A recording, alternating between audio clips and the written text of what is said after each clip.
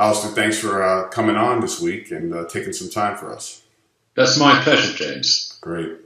Well, we had talked a little bit before the interview, and I just wanted to cover one of your latest pieces that you wrote, which I think is tremendous, and I'll certainly share the link below the video for all the viewers so they can go and read it.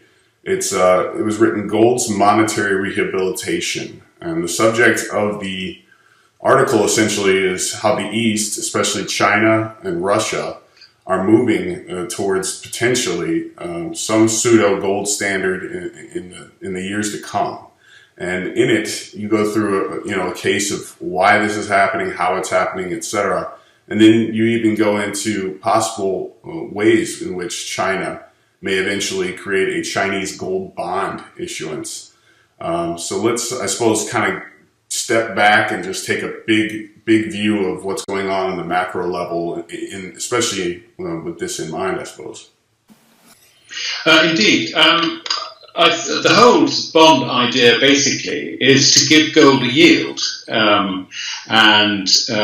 If you give gold a yield, then people are going to buy the bond and they're going to hang on to the bond rather than physical gold, which is actually what you want when it comes to monetizing gold. I think the background to this is it's very, very important actually, because the Western world over centuries has evolved to a point where it's done away with gold as money. It has done away with gold as backing for its money, and we're now in a situation where we've got fiat currencies which are backed by no more than the full faith and credit of the issuer. And, that's fine for most of us for a long time. And it's fine in the sense that government uses it as a means of hidden taxation and depreciates it over time. We don't mind that too much because they do it so slowly, we don't notice it, and also the other thing is we don't understand what's going on. But there is going to come a point where we do begin to understand.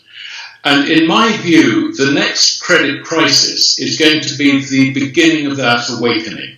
Now, the reason I say that is that when you get one of these periodic credit crises, the central banks have only one answer, and that is to flood the system with base money in the belief that they should stop, firstly, prices falling because they don't like deflation, and secondly, they need to rescue businesses which can't pay their debts so that unemployment doesn't rise. Now, and there's a third thing, which is actually probably more important than a lot in this world of banking, and that is that the banks are the piggy in the middle, and they're the guys who basically get squeezed in this. And the central bank basically rescues all the commercial banks. So that happens periodically. The last time was 2008-9. The time before that was 2001, 2, round about then. And you can go back and you can see that this happens time after time. It is a credit cycle. It is not a business cycle.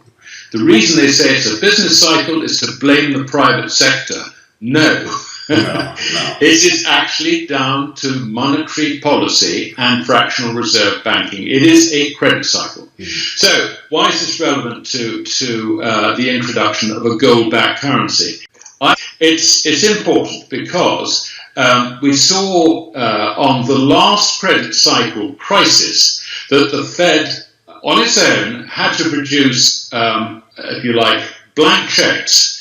I estimated at the time that the potential total of those blank checks was around about $13 trillion. Now, not all that was drawn down, but we're talking huge money. We're talking at that stage around about 90% of GDP. The Fed was going to just literally say, you want money, don't close your doors, we'll give you money. That's what happened. Guess what they're going to do on the next one? They're going to do exactly the same. But since the last crisis, the amount of debt around the world has actually increased. And we're looking at a figure now of, I don't know, $240 trillion equivalent. It something like that. It's gone up about 20%. And if you look at governments like the Italians, like the Greeks, like the Spanish, like the Americans, like the British, like the Japanese, what have the governments been doing? They've been using these very low interest rates to expand their borrowing even more. So the result, if you like, of the credit crisis that we had last time has been the production of yet more debt on top of debt that was never wiped out from the previous time and from the previous time from that. So malinvestments weren't clean. We essentially just drew up global debt. I think it was 150 trillion around 2007, 8-ish. It's now 230, over 230 trillion. So that's 80 trillion added on. Exactly. That is the point. So how much money does the Fed, does the Bank of England, does the ECB, does the Bank of Japan have to produce in order to keep the system going? I mean, it's going to be significantly larger than last time. But the problem is that the banks are already flooded with money. If you look at the total amount of money in circulation in America, and add on top of that the amount of bank reserves sitting at the Fed, you're looking at a figure of around about $13 trillion. Now, this is huge. And if you look at foreign portfolios in terms of dollars, there's probably another, I don't know, 17, 18 trillion dollars worth of portfolio assets denominated in dollars held by foreigners. So putting all this together, you can see that we're in a situation where on the next crisis, if the Fed floods the system with money, which I think is a racing certainty, then you are going to get the beginning of the collapse of the dollar and all the other paper currencies, some of which are actually in a worse position, such as the euro. So, this brings us on to how on earth do we get out of this problem? There are two countries that can do that. One is Russia and the other is China. And they are planning to do it. We know they're planning to do it because China has been accumulating gold since it introduced the regulations appointing the People's Bank of China way back in 1983 to do so. There was a wonderful gold bear market which allowed the Bank of China to pick up gold in enormous quantities secretly without declaring it. Now, my personal view is that by 2002, it was clear that the People's Bank of China, on behalf of the government, had accumulated enough physical gold for it then to allow its people to begin to accumulate gold, because they were banned from owning it until that point. So the People's Bank of China then sets up the Shanghai Gold Exchange. And the Shanghai Gold Exchange has delivered something like a further 17 to 18,000 tons into the private sector's hands. And there's other evidence that the Chinese have been really going gung-ho on gold. They are now the largest miner in the whole world by a very long shot. And I'm sure a lot of that gold mining is subsidized and probably not economic in Western terms. Right, they have their own. They have their own gold mining army. It's like literally military. Yeah, it's amazing. Exactly. And on top of that, the government has a monopoly on all the gold refining businesses. They take in doré from abroad, from places like Africa, from places like Mongolia, and they turn it into gold. Where does that go? I'm not too sure. I don't sit there working out the numbers because I don't really believe numbers too much. I try and work like on theory and hard facts rather than statistics. Sure. But it does seem to me that the Chinese, before they allowed their own people to start accumulating bullion, could easily have accumulated a figure like 20,000 tons. Yeah. Now, what it is today, I don't know. I've got no evidence, by the way, that figure is anywhere near correct. What I did was I went back to 1983. I looked at the 80s when there was a lot of inward investment going into China, which basically meant that China was getting a lot of dollars from people selling dollars to buy yuan to put up factories. The 90s, you then had the beginning of export surpluses developing, which again, the Chinese tried to suppress by intervening in the markets. They were buying dollars. So they were also, as part of that, obviously accumulating gold. So you can see that if you take into account all those capital movements from 1983 onwards, it is perfectly possible that a figure between 20 and 30,000 tons might have been accumulated. Where did it come from? We had a bear market.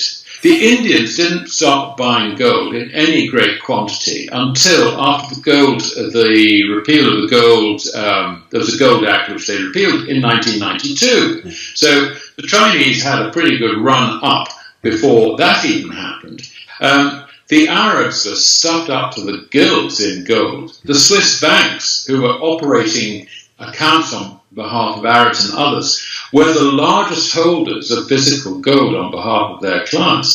They sold out pretty well by 1998, and the price of gold went down to around about $250. Even Britain sold most of her gold reserves at that time. Sure. So, there has been a lot of this stuff around, and it went somewhere. Right. Now, what's interesting, if we can put that to one side, is that Russia started in this game a lot later. She has been playing catch-up. Russia has been working very hard to accumulate physical gold reserves. Why? For fun? To decorate the palace in Leningrad? No, it is gold which is in the monetary reserves. I don't know if they've got other gold which is not declared in the monetary reserves. They may well have, but we put that argument to one side. So what we have is we have two countries which have been accumulating gold. And if my guesstimate on the Chinese numbers are right, then we're looking at a relatively modest rise in the price of gold. By modest, I'm talking about somewhere between $2,000 and $3,000 would be sufficient for those countries to link their currencies to gold. Now, the way in which they would do that, they have to do it for all comers. I mean, anyone who owns Chinese yuan, incidentally, all the sort of domestic currency and international currency, that has got to change. That goes into, quite simply, one set of yuan. That's it. It doesn't matter whether you're resident or not resident. So exchange controls go, and then anyone who owns yuan should have the ability to be able to redeem them for gold.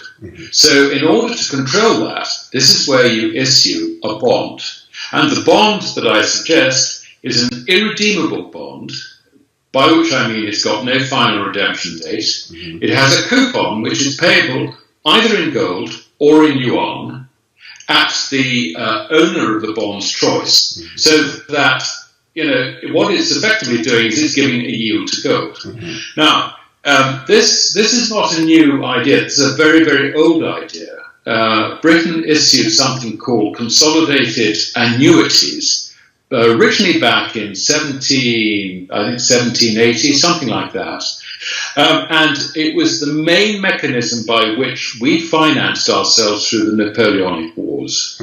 But what that meant was that the coupon on it, I think from memory, was something like 3%.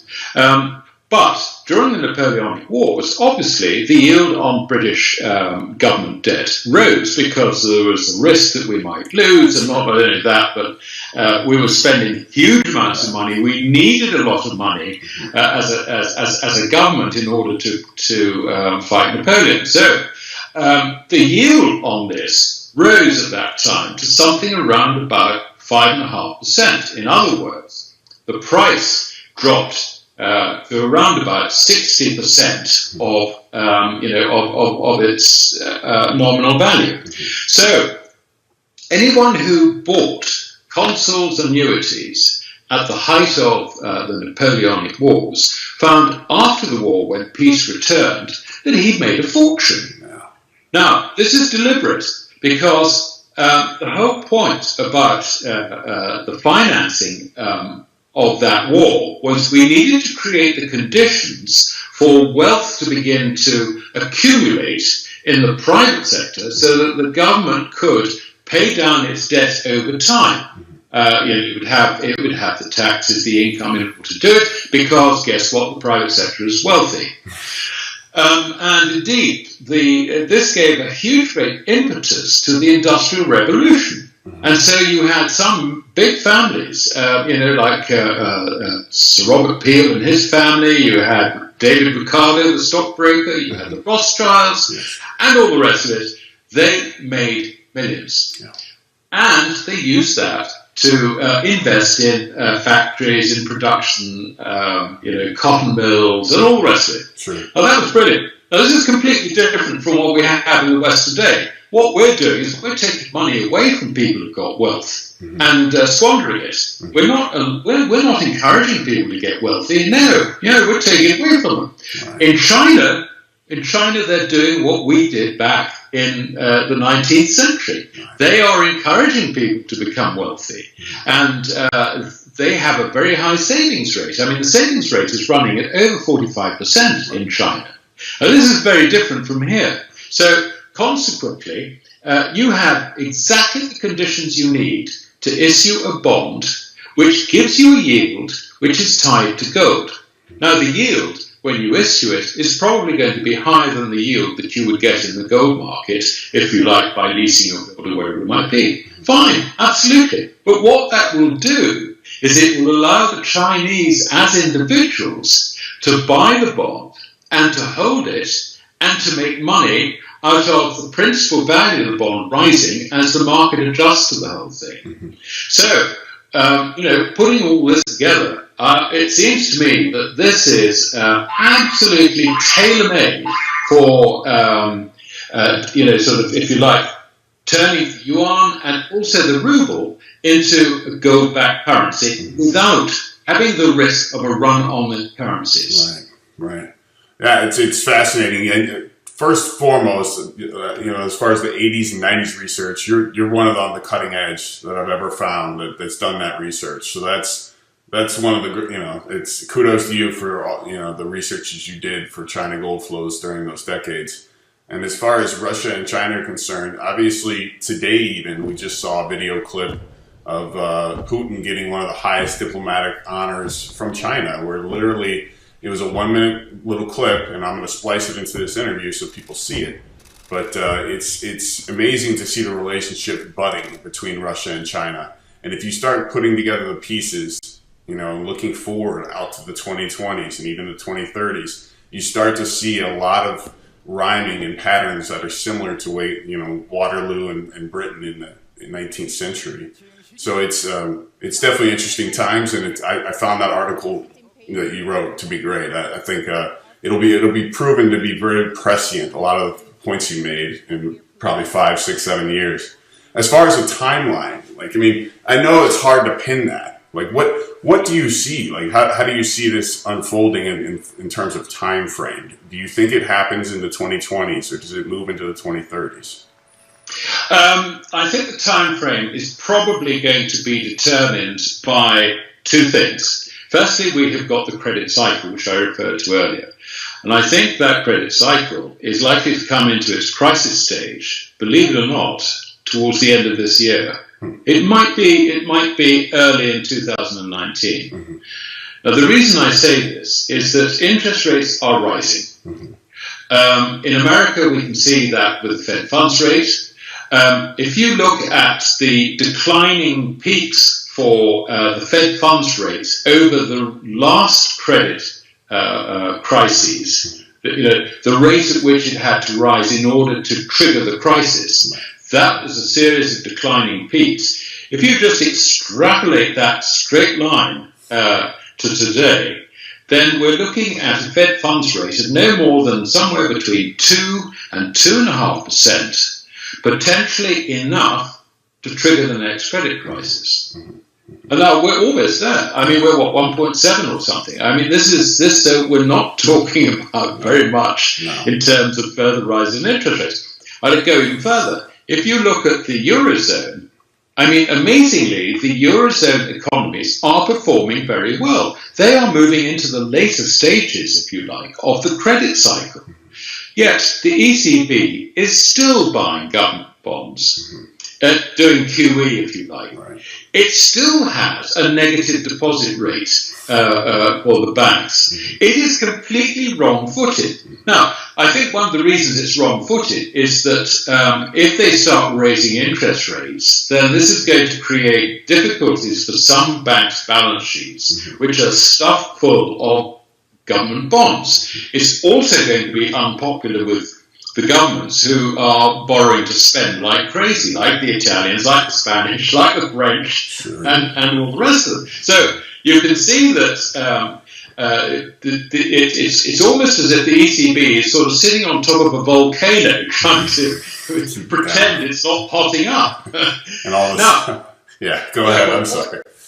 But what this means is that at some stage, it's going to blow. Yeah. And I think if I'm right about where we are in this credit cycle, it's going to blow very, very soon. And that's why I put a timeline on the credit cycle of towards the end of this year. At the very latest, I would expect it to be in the first quarter of next year. Now, there is another thing which is completely left field in this, and that is, I'm now sort of moving on towards the purchasing power of paper currencies. Now, we do know, and we've already discussed this, that as soon as we get the deflationary effects of credit deflation, the destruction of debt and all the rest of it, the implosion of bank balance sheets, the central banks will coordinate the most massive monetary expansion to stop it. I think we can take that as a given.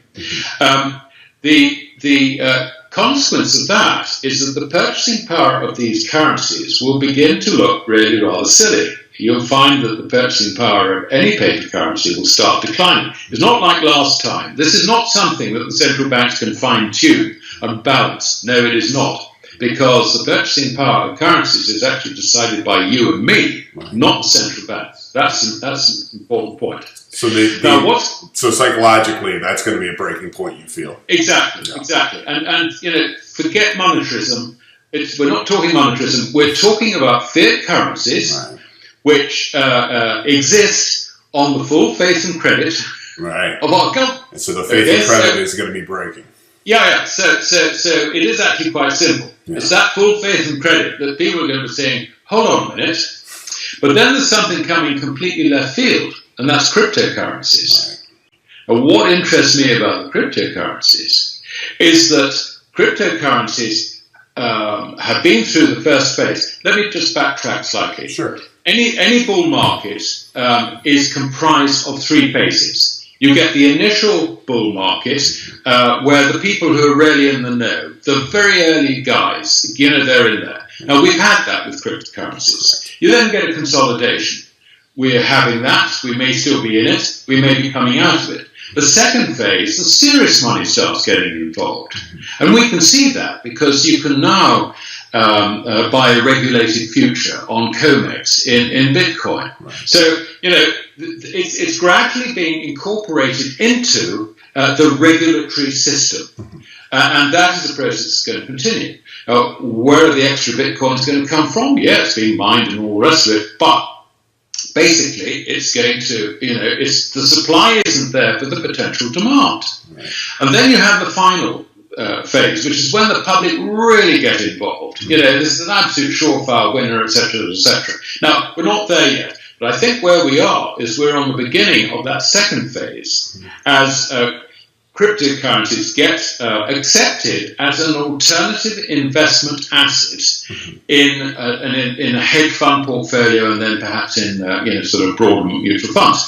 Now, bearing in mind that on the credit crisis, we're likely to see ahead of the credit crisis, equities peak, by the way, bond yields rise and all the rest of it, so that as far as an investing institution is concerned, there is nothing going up other than perhaps gold and silver, which none of them understand. Right. But you've got cryptocurrencies. These are going up. We better have some of these in order to get some performance into our dying portfolios. Right. So you can see that this is going to become, potentially on the next credit crisis, a disrupting factor. Yeah. Because on the credit crisis, what do?